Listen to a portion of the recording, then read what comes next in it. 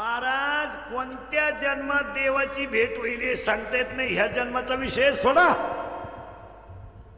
या जन्माचा तुम्ही विषय सोडा. का मी ह्या जन्मात रामायण केलं, ह्या जन्मात भागवत केलं, ह्या जन्मात कीर्तन केलं, ह्या जन्मात मी वारी केली, ह्या जन्मात मी तुळशीला पाणी घातलं, ह्या जन्मात मी एवढं केलं, मला जन्म भेटेल. असे किती जन्म लागतील? गणित नाही जी दातारा मोजता येणार नाही तेव्हा देव भेटेल. आणि आपण एकादशीला लगेच दुसऱ्या असं चालतं का? ते दोन एकादशी गेले का माणसं एक सत्यनारायण पूजा घातली आणि एका सप्त्याला पंगत दिली. तुम्हाला यायला देव भेटाय पाहिजे हो. देवाच्या दारात न्याय नाही.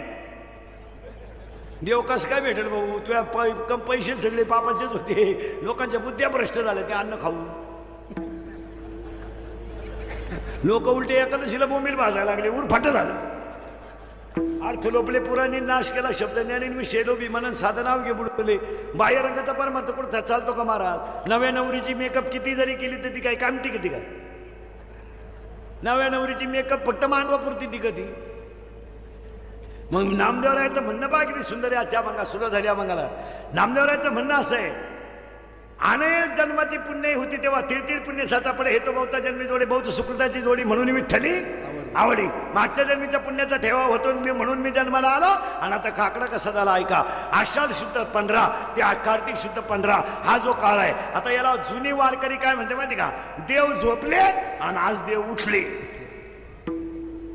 कार्तिक आषाढी एकादशीला नाव आहे देव शैली आणि आजच्या एकादशीला देव उठी. आज देव उठत नाही. देव कुठं झोपत असतो का? एक वाक्य सांग.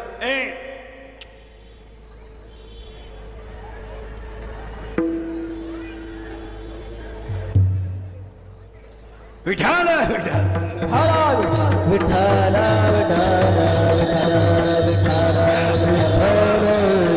देव काय दिसत नाही. माया विघ्ने ब्रह्मला